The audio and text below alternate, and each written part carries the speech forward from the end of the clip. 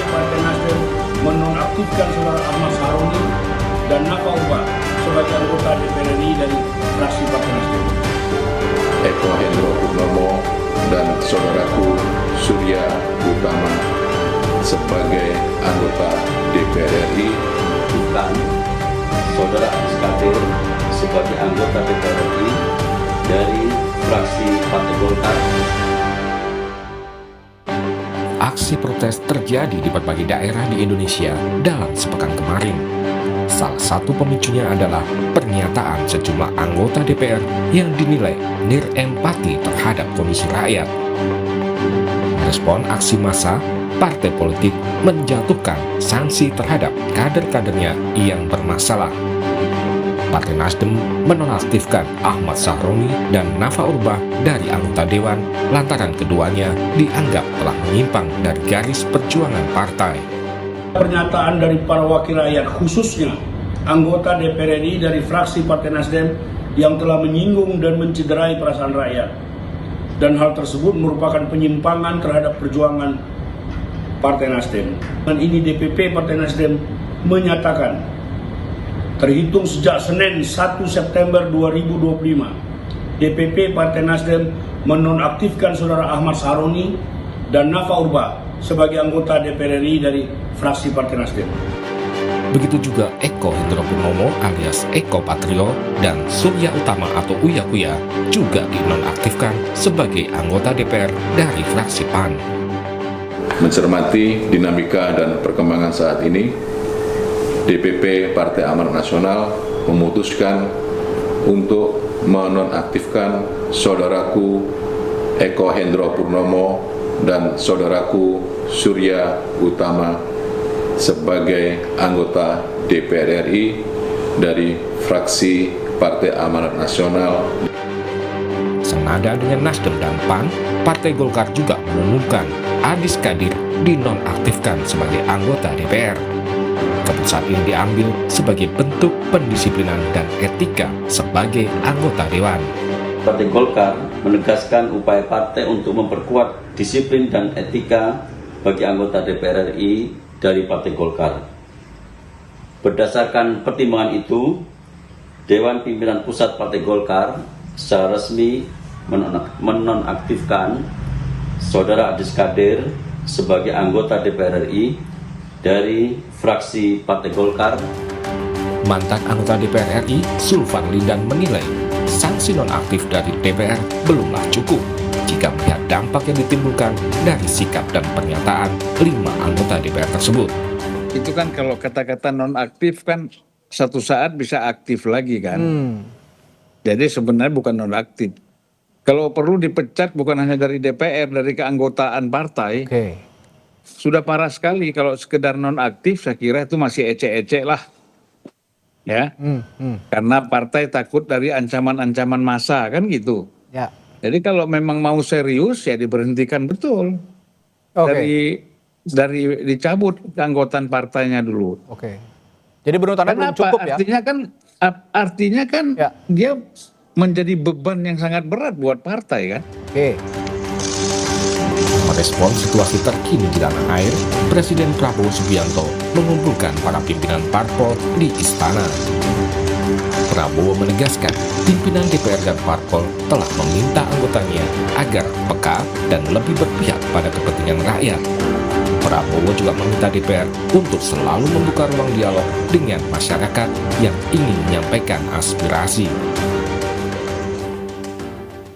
Dan juga para pimpinan DPR telah berbicara dan para ketua umum partai juga sudah menyampaikan melalui ketua fraksi masing-masing bahwa para anggota DPR harus selalu peka dan selalu berpihak kepada kepentingan rakyat. Kepada seluruh masyarakat, silahkan sampaikan aspirasi yang murni dan tuntutan dengan baik dan dengan damai. Kami pastikan akan didengar, akan dicatat, dan akan kita tindak lanjuti.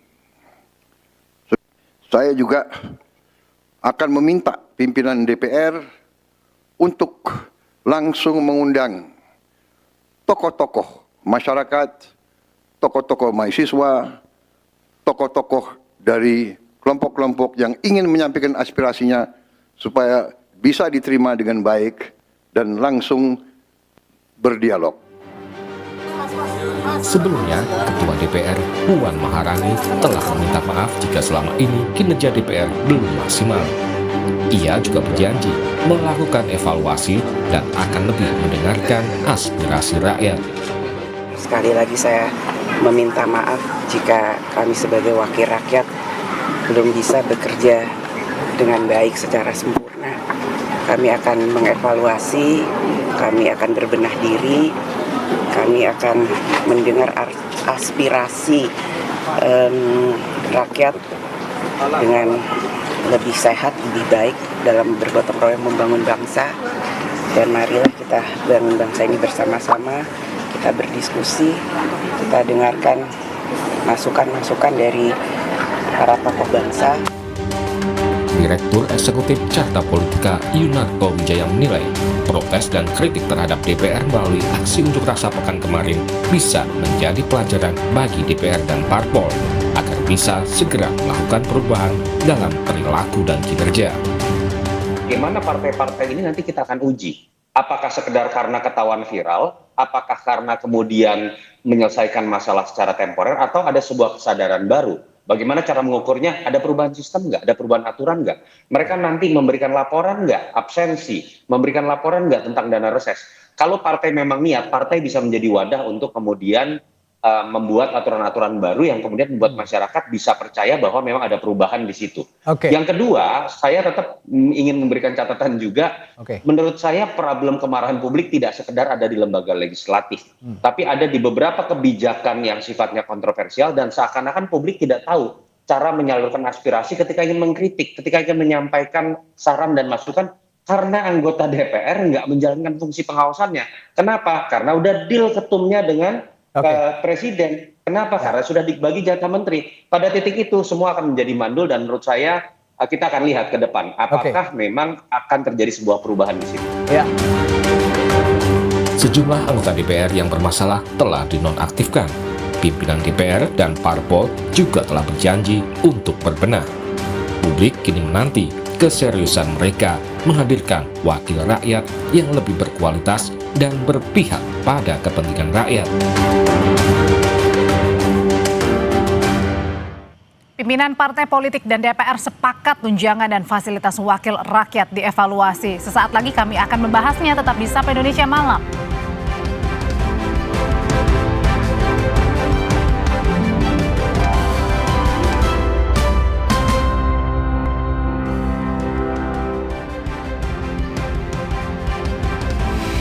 Saudara, Presiden Prabowo Subianto memanggil sejumlah menteri, kabinet, dan pimpinan partai politik ke Istana Negara pada Minggu siang. Prabowo memastikan DPR akan mencabut sejumlah kebijakan termasuk tunjangan anggota DPR. Presiden Prabowo Subianto pun mengungkap DPR akan menerapkan moratorium kunjungan ke luar negeri, merespons unjuk rasa beberapa waktu belakangan. Pimpinan DPR telah mengingatkan anggota Dewan untuk lebih peka pada kepentingan rakyat.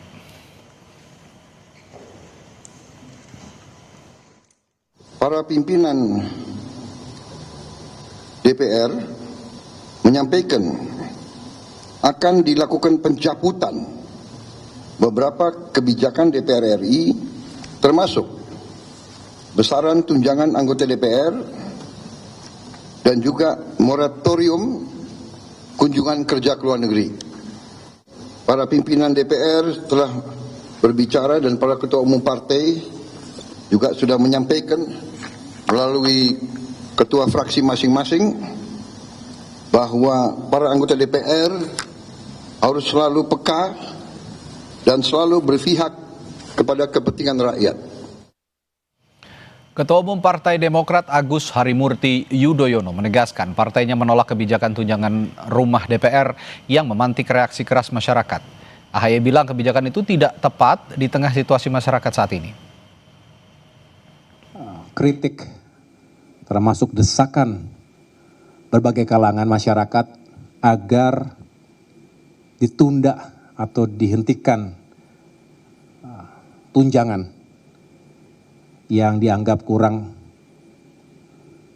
tepat dihadapkan dengan situasi saat ini, apalagi ada sejumlah anggota dewan yang mungkin mengungkapkannya secara kurang simpatik, kami dengan tegas mengatakan menolak. Jadi artinya kami tidak ingin itu menjadi isu yang berlarut-larut. Kita tolak karena sekali lagi suasana dan situasinya belum tepat. Dalam pertemuan dengan Presiden Prabowo kemarin, para pimpinan partai politik dan DPR sepakat tunjangan dan fasilitas wakil rakyat dievaluasi. Lalu sejauh mana komitmen ini akan dilaksanakan? Tunjangan dan fasilitas apa saja yang akan dievaluasi? Kita ulas bersama PLT Koordinator ICW Almas Syafrina dan mantan anggota DPR dari fraksi Partai Demokrat Didi Irawadi Syamsuddin. Selamat malam Bung Didi, Mbak Almas. Selamat malam Mas Radi. Selamat malam. Ya, baik. Bung Didi, saya ke Anda dulu sebagai orang partai politik juga dan pernah beberapa periode ada di parlemen ya, Bung Didi. Saya ingin tanya, tadi pernyataan ketua... Tiga periode ada di parlemen. Saya ingin tanya juga, Ketua Umum Anda, Mas Agus Harimurti Yudhoyono menyatakan tidak setuju dengan tunjangan rumah yang diberikan kepada anggota DPR. Tapi kok terkesan terlambat begitu Bung Didi? Kenapa baru sekarang dikeluarkan statement atau pernyataan itu? Kenapa tidak dari kemarin-kemarin pada saat tuntutan publik itu sedang kencang-kencangnya?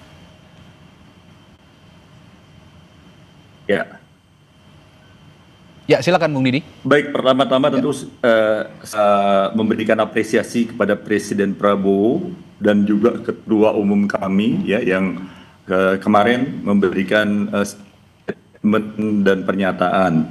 Saya kira untuk suatu hal yang baik tentu ada istilah yang terlambat ya. Ini selama ini saya melihat, saya agak menyesalkan ya, sahabat-sahabat di DPR, sahabat-sahabat saya di DPR agak terlambat membuka komunikasi dengan publik terkait tunjangan-tunjangan ini ya. Adanya tunjangan ini kalau dibicarakan dari awal dengan publik sebelum di launching turunnya tunjangan yang 50-60 juta itu, ketika publik nggak setuju jangan jalan gitu kan, bisa mengadakan memanggil ya, meminta pendapat publik ya dari tokoh masyarakat, tokoh kampus dan lain-lain. Ini boleh nggak ini? Oke. Peka lagi ya mereka ya. Jadi kita nggak bisa menyalahkan presiden atau ketua umum partai yang ada, ketua fraksi dan ketua partai yang ada. Tetapi saya kira lebih pada kesalahan tidak, mohon maaf, kurang transparan dan kurang membuka komunikasi kepada publik terkait anggaran ini ya. Menyangkut anggaran itu hal yang sangat peka, hal yang sensitif. Harusnya bukan masalah jumlahnya besar ya, tentu ini jumlah yang cukup besar, tapi kalau transparan ya, lalu membuka kepada publik itu lebih baik. Dan lebih baik lagi jika lebih peka kepada masyarakat tentunya ya, dengan melihat kondisi hari ini masih banyak orang yang sulit ya, pengangguran terdidik meningkat, belum lagi daya beli masyarakat yang sulit ya, penghasilan guru yang kecil pula. Harusnya ada rasa peka, rasa empati terhadap ini menurut saya. Jadi ini suatu hal yang nggak boleh diulangi lagi ke depan oleh sahabat-sahabat saya di sana. Saya yakin masih banyak sahabat-sahabat yang baik yang mementingkan kepentingan rakyat. Tetapi ada komunikasi yang kurang elok, kurang baik, kurang peka. Beberapa teman DPR di sana mengakibatkan demikian kemarahan dan kebencian kepada DPR. Ini sangat disayangkan. Bung Didi, tapi bagaimanapun Demokrat menempatkan representasi wakil rakyatnya di DPR. Jika Anda berbicara DPR, berbicara juga Demokrat yang ada di DPR begitu. Kenapa ini tidak pemikiran ini tidak segera saja langsung diambil inisiatif oleh Partai Demokrat? Kami tidak setuju sejak awal dan kami mengimbau kepada anggota-anggota yang lain juga untuk mengikuti kami sebagai anggota parlemen dari Partai Demokrat begitu, Bung Didi. Saya kira ini bukan persoalan Demokrat aja ya. Ini saya kira seluruh partai ada fraksi dengan jumlah kursi yang besar. Ya, saya menyesalkan semuanya ya. Saya harus objektif ya, menyesalkan semuanya. Kita nggak bisa bicara Demokrat fraksi terkecil hari ini ya, tetapi di sana ada fraksi-fraksi besar, fraksi-fraksi menengah, Demokrat termasuk yang artinya Anda merasa suara Partai Demokrat tidak terlalu didengar selama ini, bagaimana? Artinya ini persoalan seluruh, begini, harus melihat ini seluruh yang saya kira sudah bagus ya, langkah yang tidak ada kepekaan, tidak ada rasa empati itu lebih tidak baik ya. Memang kita harus berani mengkritisi, introspeksi, agak lambat semua partai yang ada di sana. Jadi ini bukan arahnya partai Demokrat atau partai mana, tetapi semuanya ini menjadi evaluasi yang baik. Rasa ada transparansi, ada kepekaan terhadap masyarakat. Tidak ada segelintir anggota dewan yang mengeluarkan kata-kata yang kurang elok ya. Hal yang sepele kalau kita lihat kemarin ya. Hanya menari-nari di DPR yang sebenarnya dalam keadaan negara normal baik-baik saja, wajar aja ya. Orang menari, negara sedang tidak baik-baik saja ya. Tetapi lalu ada konten-konten, ada pernyataan-pernyataan yang kasar, itu yang disesalkan, akibatnya menambah kemarahan soal tunjangan yang dari awal menurut saya kurang peka terhadap masyarakat. Oke, baik Bung Didi, saya sepakat dengan apa yang Anda utarakan soal bagaimana DPR menyikapi keluh kesah publik secara kolektif dan kolegial, itu yang tidak muncul secara kelembagaan di DPR saat ini. Tapi kita geser lagi ke topik tunjangan, soal tunjangan ini. Tapi sebelum saya lanjutkan perbincangan bersama Mbak Almas, saya ada visual terbaru yang akan kami hadirkan saat ini, bahwa TNI Polri saat ini menggelar patroli lanjutan yang dilakukan di sejumlah wilayah di Jakarta. Ini adalah visual terkini yang Anda saksikan, visual terbaru yang kami sajikan di layar kaca Anda, untuk memastikan ibu kota ataupun Jakarta saat ini masih dalam keadaan kondusif, keadaan aman, setelah kemarin berhari-hari ada aksi unjuk rasa atau aksi demonstrasi yang berujung kericuhan. Meskipun unsur kericuhan itu tidak serta-merta dilakukan sepenuhnya oleh para pengunjuk rasa.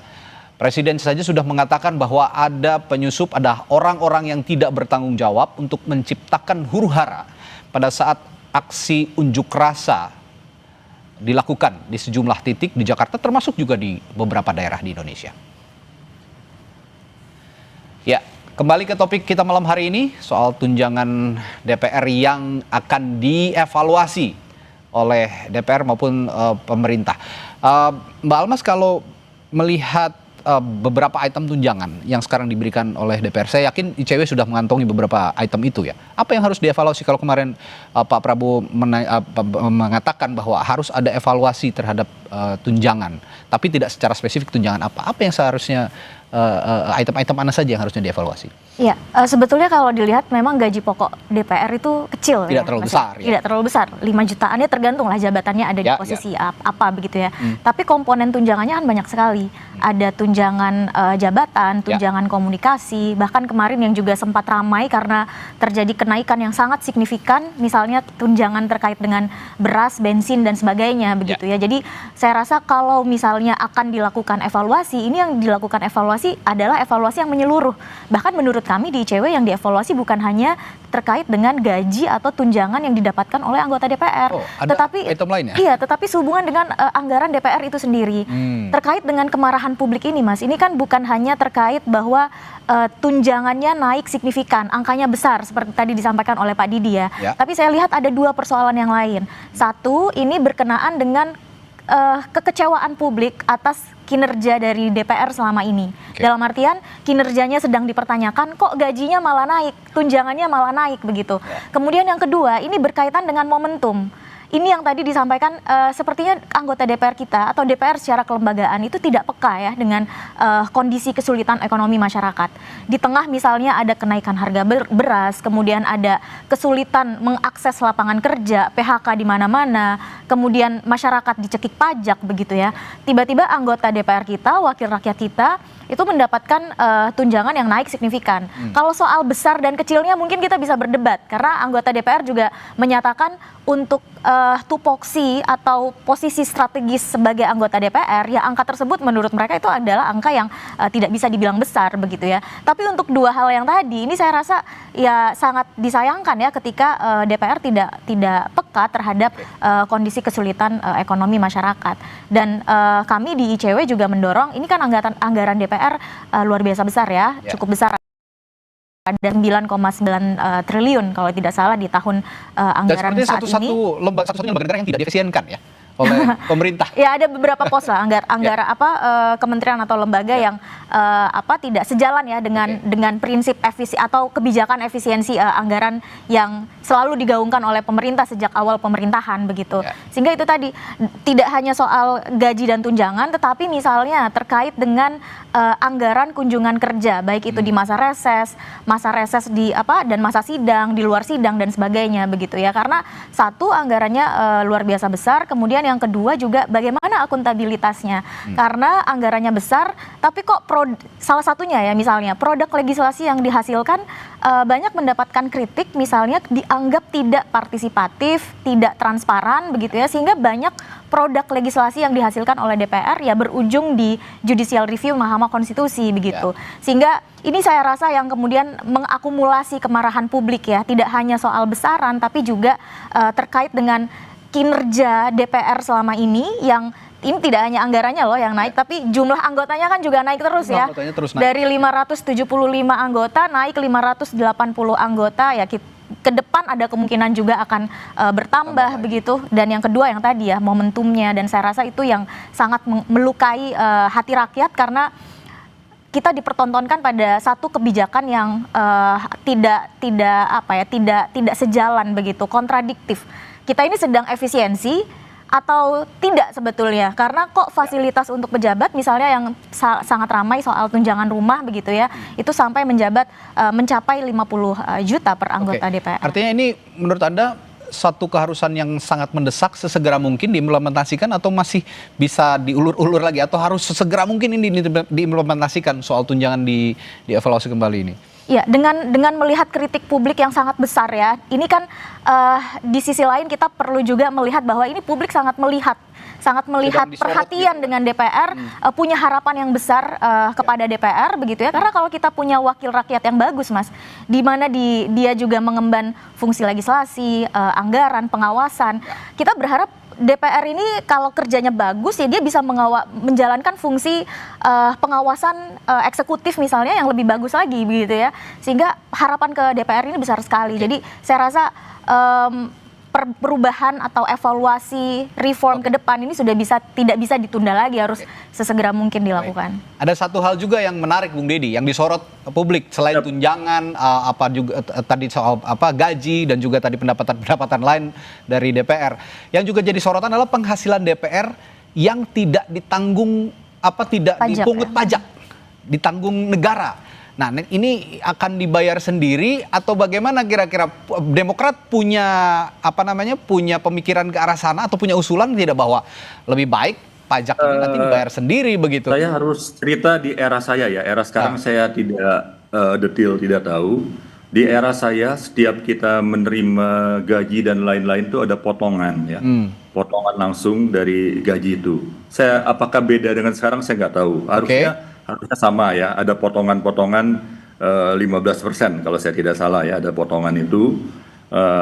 Ya tentu yang paling utama di sini menurut hemat saya tentu bagaimana transparansi ya. Kalau kita kembali tadi ke kalau saya rasa nggak mungkin nggak dipotong pajak ya. Artinya ada pajak yang dipotong dari pendapatan anggota DPR? Ada, jelas ya, potongan pajak berapa itu tercantum di sana ya. Oke, tapi itu tidak pernah dikomunikasikan sehingga mungkin sekarang menghadirkan mispersepsi publik.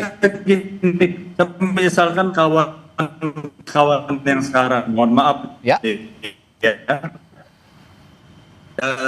misalkan melakukan komunikasi, harusnya ada website ya yang bisa publik mengetahui. Harusnya ada itu website itu ya, publik mengetahui berapa gaji, berapa tunjangan dan lain-lainnya. Yang persoalan kalau kembali ke tadi tunjangan rumah yang 50-60 juta, menurut hemat saya ya, ini kita kembali ke rumah dulu ya, masa rumah. Oke. Rumah itu masih, seingat saya masih baik sebenarnya, perlu perbaikan-perbaikan saja. Ada rumah-rumah DPR itu kan pemicunya dari rumah ini kan. Lalu tunjangan perumahan ini dihilangkan, diganti berupa uang. Tapi alhamdulillah Presiden maupun pimpinan-pimpinan partai sudah melakukan sikap untuk tidak tunjangan itu nggak keluar. Tapi kembali ke rumah ini, rumah-rumah ini menurut saya masih bagus. Dan pada era saya, rumah ini saya jadikan rumah aspirasi ya. Orang-orang dari dapil, rakyat dan sebagainya kalau ke Jakarta. Tidak perlu nginap di hotel atau di mana, jadi rumah gratis buat rakyat. Rakyat pada DPR ini bukan dapil aja, seluruh Indonesia. Mana kala ada yang datang menyampaikan aspirasi, gunakan rumah itu, ya. Rumah itu gunakan sebaik-baiknya. Memang ada sebagian rumah ditempatin oleh anggota-anggota dari daerah. Karena saya punya rumah di Jakarta, tapi ini kembali lagi gagasan perbaiki saja rumah yang ada gitu loh. Nah, kenaikan tunjangan itu kurang komunikasi soalnya dengan ya. Sebenarnya ini gagasan yang sangat baik yang harus juga bisa dicontoh oleh teman-teman di DPR saat ini. Saya akan lanjutkan hal itu nanti, tapi saya akan juga mengajak Anda pemirsa Sapa Indonesia Malam untuk melihat visual terkini lagi dari proses patroli yang digelar oleh TNI Polri gabungan di sejumlah wilayah di Jakarta untuk memastikan kondisi Jakarta dalam keadaan kondusif setelah berhari-hari kemarin dilanda aksi unjuk rasa yang berujung kericuhan di sejumlah wilayah di Jakarta. Dan perbincangan soal tunjangan DPR yang akan dievaluasi ini akan kami lanjutkan di Sapa Indonesia Malam sesaat lagi. Tetaplah bersama kami.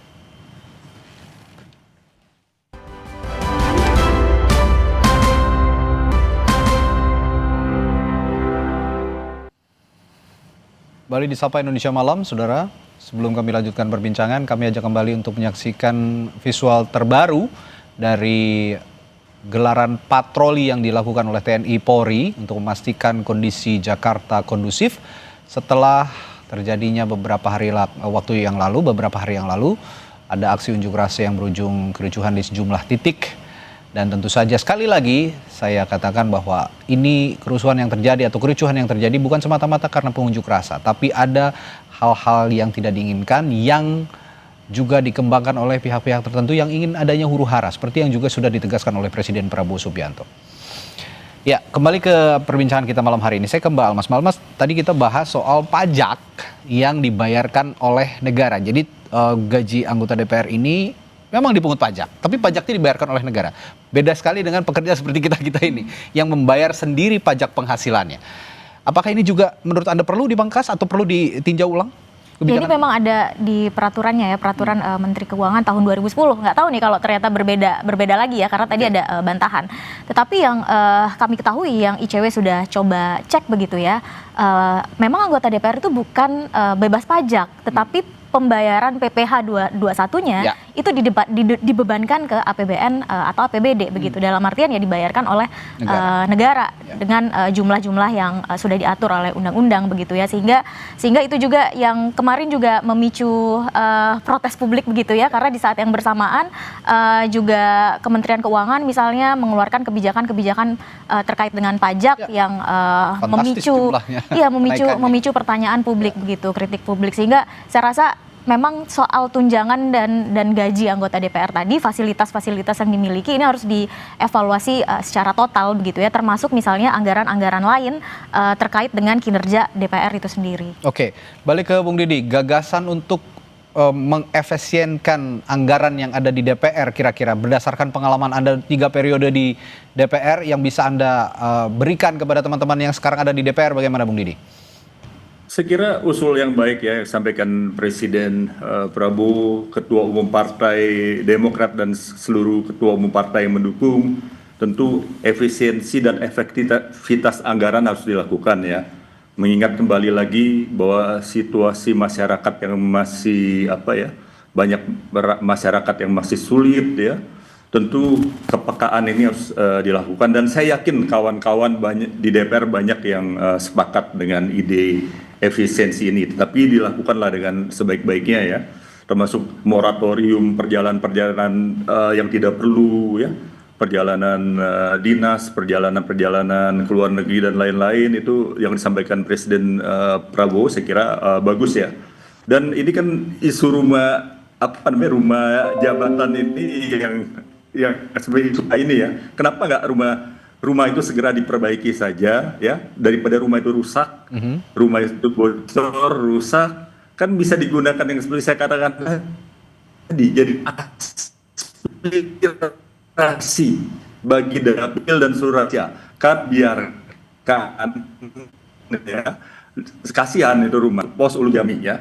Ini kan juga bagian dari efisiensi anggaran terkait diskusi kita pada hari ini di rumah, tapi ke anggota DPR. Saya kira rumah itu diaktifkan lagi. Toh bagi anggota-anggota DPR dari daerah yang banyak sekali akan berguna rumah itu ya, rumah yang ada itu akan sangat berguna menurut hemat saya.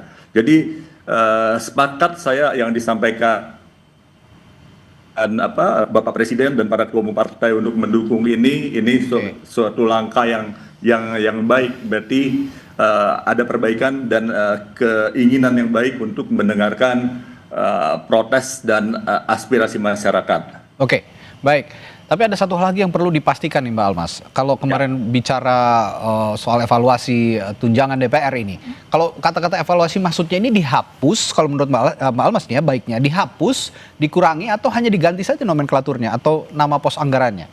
Iya, kalau dihapus rasanya sulit ya, karena kalau kita tahu kan memang komponen take home pay anggota DPR itu lebih banyak ya di tunjangan.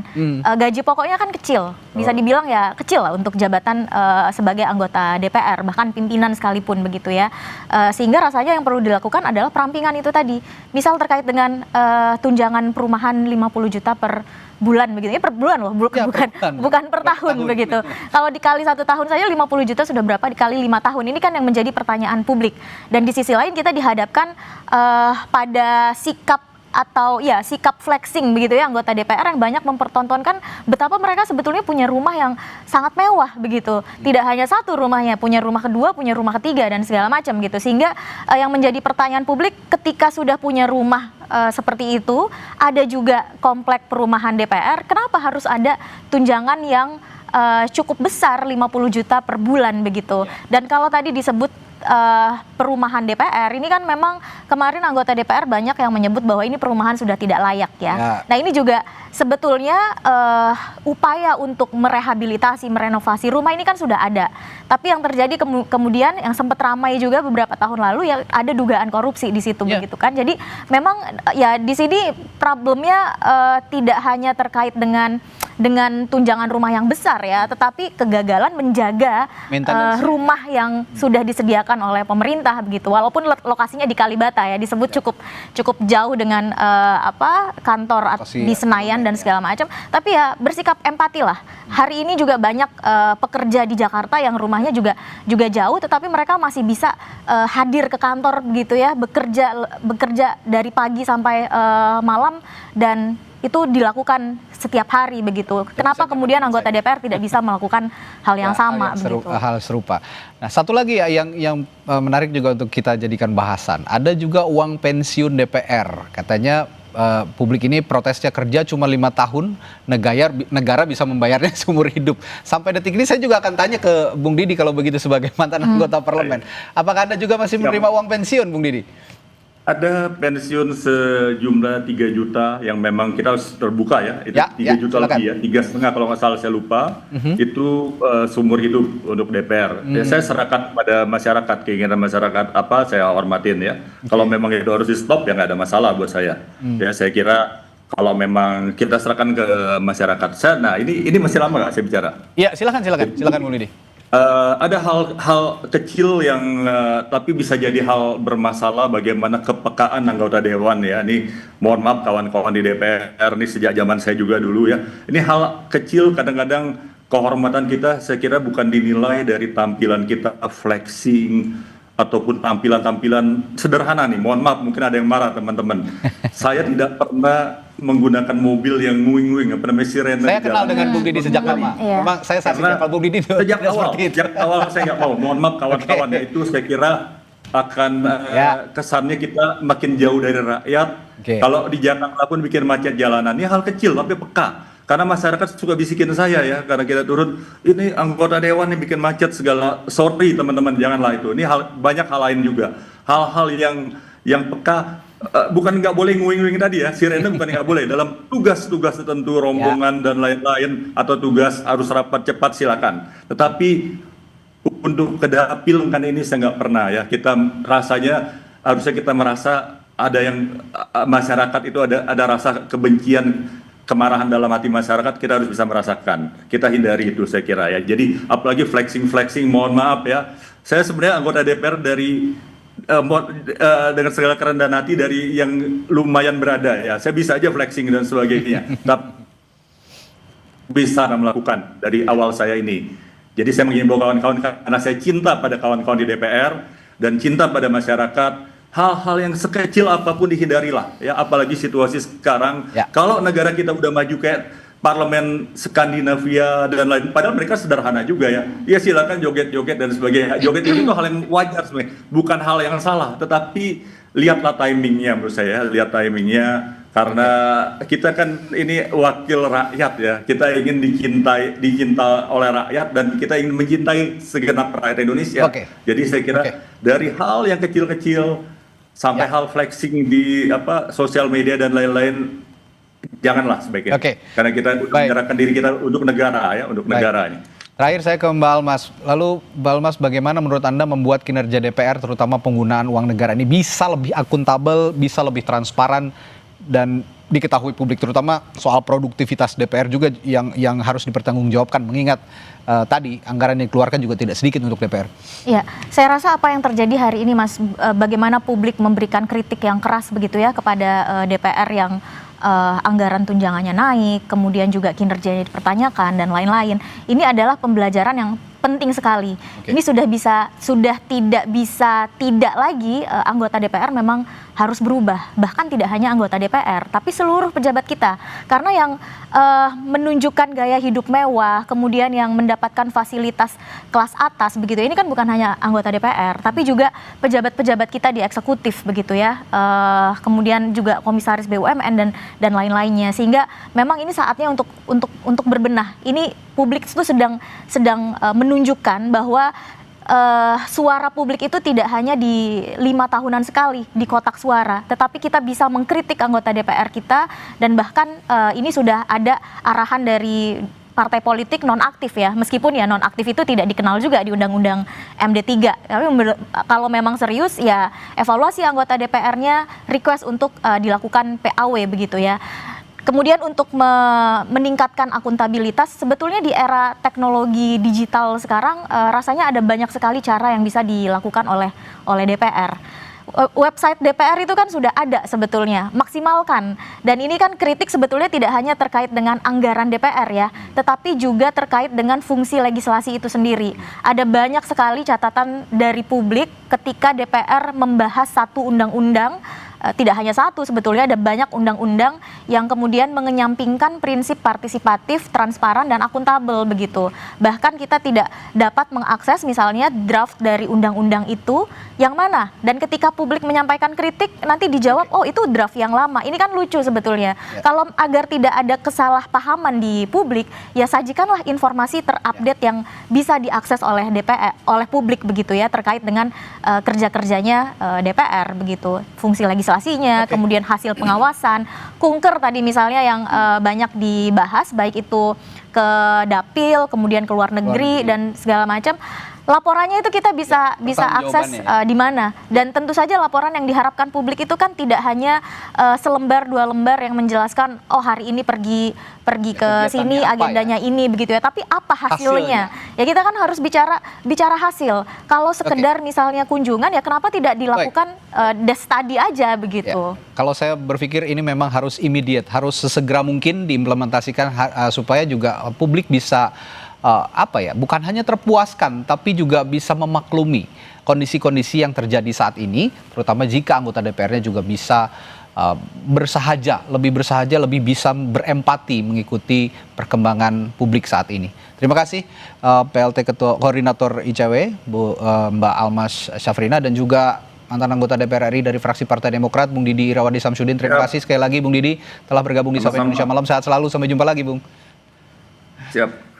Saudara, kita kembali sesaat lagi dengan informasi lainnya, diantaranya tim SAR yang masih mencari keberadaan helikopter dengan 8 penumpang yang dilaporkan hilang kontak di kawasan Kabupaten Tanah Bumbu, Kalimantan Selatan. Sapa Indonesia Malam segera kembali.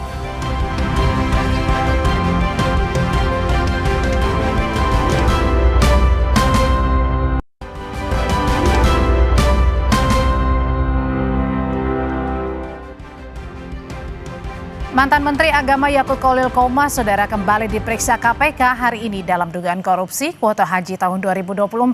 Yakut menyatakan pemeriksaan kali ini adalah untuk memperdalam pemeriksaan sebelumnya. Yakut diperiksa KPK sekitar 7 jam. Ia mengaku mendapatkan sekitar 18 pertanyaan dari penyidik. Saat ditanya soal dugaan fee dari pembagian kuota haji, Menteri Agama periode 2020-2024 ini meminta hal itu ditanyakan ke penyidik. Ini, saudara, merupakan pemeriksaan kedua bagi Yakut. Sebelumnya ia sudah diperiksa sebagai saksi pada hari Kamis 7 Agustus lalu. Kasus dugaan korupsi kuota haji 2024 telah masuk tahap penyidikan, tapi hingga sekarang KPK belum menetapkan tersangka. Memperdalam keterangan yang saya sampaikan di pemeriksaan sebelumnya, di penyelidikan. Jadi ada pendalaman. Ada berapa pertanyaan di dalam? Insya Allah kalau saya nggak salah ada 18. Ya, ya materi sampaikan tanya. Soal pembagian kotanya. Ya, tentu terkait dengan persoalan yang sedang di. Gus, soal aliran dugaan fee terkait pembagian kota itu gimana? Tanyakan ke penyidik ya. Sorotan berikutnya, sebuah helikopter dengan 8 penumpang dilaporkan hilang kontak di kawasan Kabupaten Tanah Bumbu, Kalimantan Selatan. Helikopter ini dilaporkan dengan registrasi BK117D3. Tim SAR gabungan dari Polri dan telah dikirim untuk melakukan pencarian. Kontak terakhir yang diterima helikopter berada pada posisi 4 km sekitar air terjun Mandin Damar. Helikopter milik Indo Air ini berangkat dari Bandara Kota Baru Kalsel menuju Bandara Palangkaraya.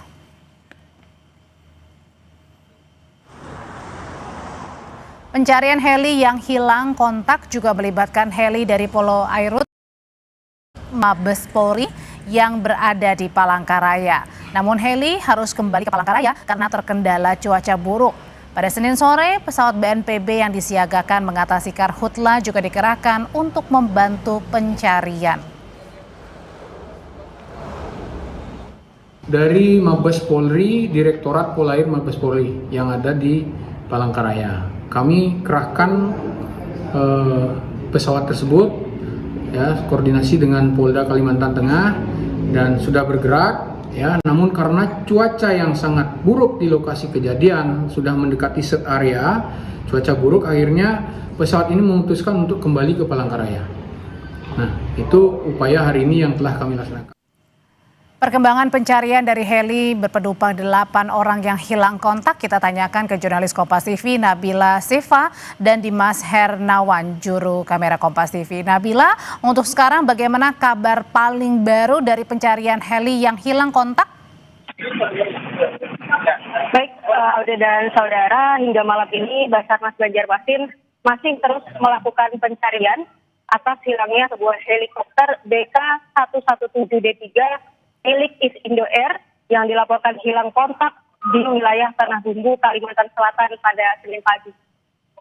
Helikopter ini terakhir terdeteksi di sekitar air terjun Mandin Damar, Kecamatan Mentewe. Berangkat dari Bandara Gusti Samsir Alam di Kabupaten Kota Baru menuju Bandara Cilikriwut, Palangkaraya dan dijadwalkan tiba pada pukul 10.15 waktu Indonesia bagian tengah. Kontak terakhir dilakukan pada pukul 8.54 waktu Indonesia bagian tengah dengan radio riset Bandara Kota Baru sebelum dinyatakan lost kontak. Hingga saat ini upaya pencarian masih terus dilakukan oleh Basarnas Banjarmasin, tak hanya melalui darat, namun 1 buah helikopter milik Polairut Mabes Polri yang ada di Palangkaraya juga dikerahkan. Namun karena cuaca buruk saat mendekati lokasi kejadian, helikopter terpaksa kembali ke Palangkaraya. Hingga saat ini petugas Basarnas dan petugas gabungan juga masih terus melakukan pencarian helikopter yang lost kontak tersebut. Upaya yang dilakukan pada Senin sore, sebuah pesawat milik BNPB yang disiagakan di Bandara Samsudinur Banjarmasin juga turut dikerahkan untuk membantu proses pencarian. Total saat ini terdapat 30 personel Basarnas yang dikerahkan, dibantu oleh personel Brimopolda Kalsel dan juga personel Kodim 1022 Tanah Bumbu, dan diperkuat lagi oleh 1 tim dari SAR Banjarmasin. Ya, jurnalis Kompas TV Nabila Seva melaporkan dari Kalimantan terkait dengan perkembangan pencarian heli yang dinyatakan hilang begitu berpenumpang 8 orang. Terima kasih laporannya. Setelah ini kami hadirkan informasi berikutnya, saudara, dari anggota DPR yang dinonaktifkan masih menerima gaji. Pernyataan ini disampaikan langsung oleh Badan Anggaran DPR, Said Abdullah. Informasi selengkapnya akan kami perbincangkan. Tetap bersama kami di Sapa Indonesia Malam.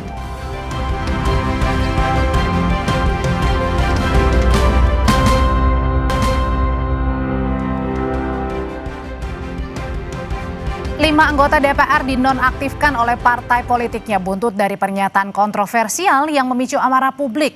Mengacu pada Undang-Undang Nomor 17 Tahun 2014 tentang MD3 yang telah diubah melalui Undang-Undang Nomor 13 Tahun 2019, tak ada istilah penonaktifan anggota DPR. Undang-Undang Nomor 13 Tahun 2019 tentang MPR, DPR, DPD, dan DPRD atau MD3.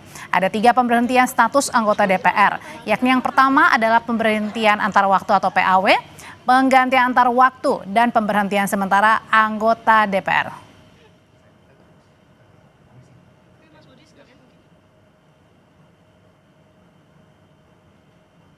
Alasan anggota DPR berhenti antar waktu diantaranya adalah meninggal dunia, mengundurkan diri, diberhentikan.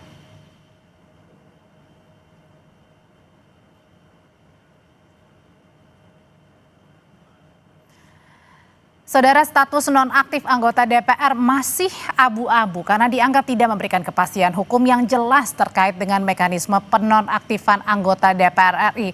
Dan untuk menelaah konsekuensi hukum status nonaktif anggota DPR RI, kita akan berbincang malam hari ini dengan peneliti Perludem, Mas Haikal. Selamat malam, Mas Haikal. Malam, Mbak Audrey. Dan ada juga Ridwan Hisyam, mantan anggota DPR dari fraksi Partai Golkar yang tersambung melalui sambungan Zoom. Selamat malam, Bang Ridwan. Selamat malam, Assalamualaikum. Waalaikumsalam. Saya mau nanya ke Mas Haikal dulu. Mas Haikal, jadi arti kata penonaktifan sama dipecat ini beda artinya?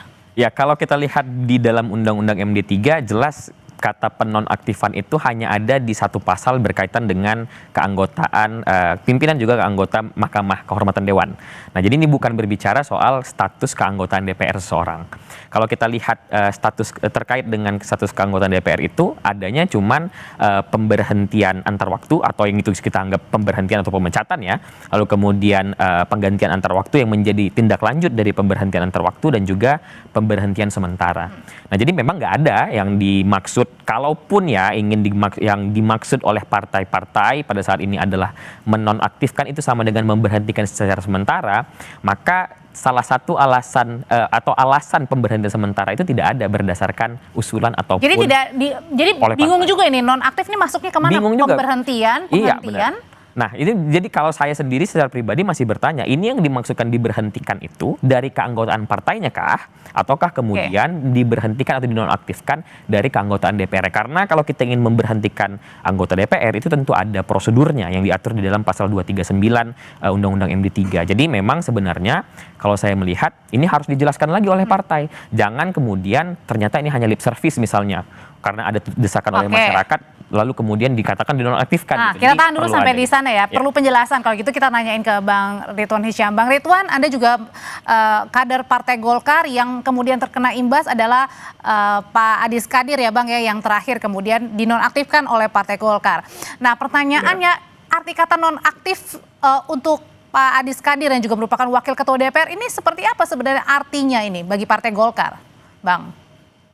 Jadi begini, di dalam Undang-Undang MD3 kita tidak mengenal kata-kata nonaktif. Tadi sudah disebutkan bahwa ada 3 apabila berhenti. Jadi kembali lagi, kalau memang betul-betul mau diberhentikan dari DPR, itu hanya ada 1 jalan, yaitu yang bersangkutan mengundurkan diri. Nah, jadi cuman mengundurkan diri yang bersangkutan barulah bisa diproses pergantian antar waktu. Tetapi kalau yang bersangkutan itu tidak mengundurkan diri, nggak bisa. Disitulah memang kekuatan daripada anggota DPR. Makanya selalu saya mengatakan partai politik itu sangat kuat apabila menjadikan anggota DPR. Tapi harus diproses di awal. Jangan kalau anggota DPR-nya sudah terpilih terus akan di-recall, tidak bisa. Dulu di-recall itu bisa di zaman Orde Baru sebelum undang-undang yang ada 2013 ini. Itu bisa, sekarang sudah tidak bisa di-recall anggota DPR. Kecuali mengundurkan diri, meninggal dunia atau dipecat dari partai Bang Ridwan, politiknya. nah jadi kalau penonaktifan ini artinya ya, penonaktifan artinya bisa kembali aktif gitu? Loh ya tergantung partainya. Kalau dia bilang sudah, ini sudah tidak ada apa-apa, rakyat sudah bisa menerima, Anda aktif lagi, ya masuk lagi dia. Toh tadi kan Ketua Banggar itu Ami Said kan sudah sampaikan bahwa gajinya tetap jalan selama dia terdaftar sebagai anggota DPR, dia jalan. Tidak ada yang bisa kan, hanya dia tidak bisa melakukan kegiatan umpamanya kunjungan kerja, terus aktif di DPR, ada sidang-sidang, tidak bisa, sehingga dia tidak dapat tunjangan-tunjangan itu. Tapi gajinya itu tetap dapat. Jadi kalau gitu, tunjangan perumahannya tetap dapat. Kalau gitu kata Mas Haikan bilang, katanya berarti ini hanya untuk sekedar meredam dong ke amarah dari masyarakat. Ya kalau saya melihat ya itu adalah tahap pertama ya. Jadi kalau dilihat rakyat sudah oke lah, kita maafkan, ya sudah selesai, cuma sampai tahap itu. Tapi kalau rakyat masih marah dan masih menuntut, ya maka akan ada tindakan kedua. Selain sudah dinonaktifkan, maka ada proses pendekatan yang berapa orang itu diundang oleh partai politiknya. Ini masyarakat masih tetap tidak bisa nerima Anda semuanya, maka Anda lebih bagus mengundurkan diri saja. Nah, kalau mereka legowo, maka dia buat surat pengunduran diri. Selesai sudah diproses ke KPU, diadakanlah proses pergantian antar waktu. Tetapi kalau yang bersangkutan tidak membuat surat tidak ada juga diri, desakan dari partai politik, berarti termasuk dengan Partai Golkar ini? Ya, ini bukan Golkar saja, semua partai politik seperti itu. Kecuali partai politiknya berani melakukan pemecatan. Kalau dipecat, sudah langsung. Pemecatan itu dimasukkan KPU, langsung KPU memproses pergantian antar waktu. Tapi pemecatan itu ada konsekuensinya loh. Anggota DPR itu bisa melakukan penuntut balik dia, masuk pengadilan. Nanti pengadilan yang memutuskan apakah yang bersangkutan ini bisa dipecat apa tidak, atau sah pemecatannya. Dan ada proses juga, proses MKD, Majelis Kehormatan Dewan. Nah, jadi ada tahap panjang prosesnya ini. Saya pernah mengalami ada konflik antar di partai pada waktu di Jawa Timur, pada saat saya itu pimpinan DPRD Provinsi Jawa Timur, sampai hampir selesai. Itu setahun sampai 2 tahun tidak bisa dipecat. Dan kita juga pernah kan mengalami di pusat DPR RI. Kalau gitu Bang Ridwan, maaf ya, waktu periode yang lalu ada partai PKS kalau tidak salah, siapa ini yang sekarang wamen PUPR itu, Fahri Hamzah, tidak bisa dipecat. Padahal sudah oleh partainya sudah tapi karena DPR-nya pimpinan Dewan pada waktu itu tidak menyetujui, ya sampai selesai tidak bisa dipecat. Kalau gitu pertanyaan berikutnya Bang Ridwan. Tapi saya begini, saya minta partai-partai politik ini jangan lip service loh. Ini marah nanti, rakyat akan marah dan presiden akan marah betul. Kalau sampai main-main ini partai politik. Partai politik harus tegas, panggil, diajak dialog lah. Mereka-mereka itu suruh mundur baik-baik daripada nanti ini panjang urusan. Pertanyaan berikutnya kalau gitu, apakah berani partai politik untuk mengajak nih kader-kader yang saat ini dinonaktifkan untuk mundur sendiri? Usai jeda ya, tetap bersama kami akan membahasnya.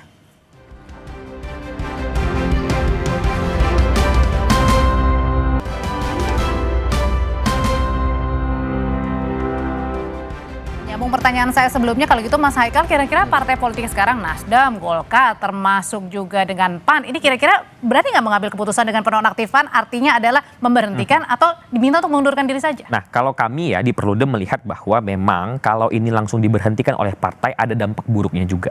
Karena bisa jadi ini akan jadi presiden buruk. Kan ini kan belum ada atau setidak-tidaknya yang dari yang kita lihat itu dokumen yang tersebar misalnya terkait dengan pemberhentian dari Nasdem, itu kan tidak ada mencantumkan misalnya setelah dilakukan sidang etik di internal partai atau sebagainya. Artinya kan ini memang hanya keputusan yang kemudian dikeluarkan karena melihat ada desakan dari masyarakat. Nah, kalau kemudian ini juga kita pertahankan, ini juga menjadi salah satu hal yang harus dijadikan catatan. Karena apa? Karena bagaimanapun kalau ini dibiarkan, kita takutnya ya, kita khawatirnya ini akan terjadi berulang kali nih misalnya. Karena partai nggak suka langsung dipecat, langsung diberhentikan. Ini juga nggak baik maksudnya. Itu juga nggak baik kan dengan proses seperti itu. Tapi dengan sekarang, sekarang. Dengan posisi sekarang, makanya kami melihat bahwa partai politik harus kemudian berbicara kepada kadernya dan meminta untuk mengundurkan diri saja. Karena kalau kita melihat pemberhentian tetap itu atau pergantian antar waktunya itu ada 3 alasannya. Meninggal dunia, mengundurkan diri, atau diberhentikan. Nah, kalau diberhentikan ini seperti disampaikan Bang Ridwan tadi, ada proses lagi karena yang bersangkutan itu memiliki hak untuk mempertahankan posisinya untuk kemudian mengajukan proses agar ditinjau apakah kemudian pemberhentian itu sudah sesuai atau tidak. Nah, artinya apa? Jalan yang paling baik dan paling benar menurut kami saat ini adalah ya yang bersangkutan 5 orang tadi misalnya itu kemudian mengundurkan diri. Tapi mau apa enggak? Nah, inilah kemudian kan kita harus melihat sebesar apa rasa legowonya, lalu kemudian melihat bahwa kalau memang ya saya ingin mengatakan seperti ini, kalau memang ketika seseorang ingin menjadi anggota DPR itu untuk berbakti kepada rakyatnya, ketika rakyat sudah kemudian tidak merasa layak lagi yang bersangkutan itu, ya mengundurkan diri. Kan itu kita bisa lihat, itu praktik baik yang saya rasa bisa kita contoh dari negara-negara lain. Ada PM yang kemudian karena tidak berhasil menangani sesuatu dia mengundurkan diri. Ada kemudian bahkan wakil presiden, ada banyaklah contohnya. Kenapa kemudian itu tidak kita kedepankan? Dan ini adalah menjadi contoh bagi kami ya. Ini harusnya bisa menjadi contoh bagi yang lainnya untuk kemudian bahwa kami benar-benar ingin berbakti kepada masyarakat. Dan lebih berhati-hati dalam bersikap juga bertutur begitu ya. Kalau gitu Bang Ridwan, sebenarnya kalau penonaktifan ini berapa lama sih sebenarnya? Apakah ini ya udah ketika sudah redam, masyarakat sudah lupa, memaafkan, ya udah nanti kemudian bisa diaktifkan kembali nih status anggota ini? Ya, kalau berapa lamanya itu juga ada apabila anggota DPR itu tidak masuk atau tidak aktif dalam satu masa periode sidang, itu juga bisa kena free kick oleh MKD, oleh pimpinan DPR, nanti diproses di Majelis Kehormatan Dewan. Tapi kan mereka bisa bilang, saya tidak aktif bukan karena saya tidak mau, karena saya dinonaktifkan oleh partai. Nah, disitulah menjadi kontroversi. Nah, dipakai yang mana? Memang paling bagus adalah mereka mengundurkan diri. Biasanya itu diadakanlah yang namanya kompromi. Mereka disuruh mundur tapi dikasih jabatan lain, jabatan publik yang lain, kalau mereka masih mau. Biasanya mereka itu ya, biasanya ini ya, itu sudahlah Anda pindah aja jadi duta besar. Nah, itu bisa ada. Maka dia dengan senang hati mengundurkan diri. Itu sama aja dong reward kalau kayak gitu, Bang. Ya, makanya ya ini adalah dampak daripada kita melakukan reformasi ya pada saat yang periode lalu di zaman Orde Baru. Saya kan 97 sudah masuk di Senayan saya itu. Masih pakai undang-undang zaman Orde Baru. Kalau gitu undang-undang MD3 ini juga dibuat untuk melindungi anggotanya sendiri dong yang membuat undang-undang? Iya. Melindungi bukan rakyat yang memang yang meminta pada saat itu. Rakyat meminta bahwa anggota DPR itu tidak boleh dipecat, tidak boleh di-recall oleh partai. Nah, karena anggota DPR itu adalah suara rakyat kan. Tetapi sekarang ya mohon maaf ya, junior-junior saya kan sekarang ini yang di DPR ini, di periode ini mereka, terutama di dalam periode ini, mereka ternyata lumpuh. Tidak menjadi suara rakyat mereka, menjadi suara ya karena terlalu banyak tunjangan-tunjangan, takut dengan kalau tunjangannya nanti berkurang. Sehingga dia sudah tidak vokal lagi. Padahal dia harusnya vokal, mengaspirasikan rakyat apa permintaan. Ini mereka ketemu sama demonstran aja tidak berani. Harusnya mereka berani, dia undang mereka itu.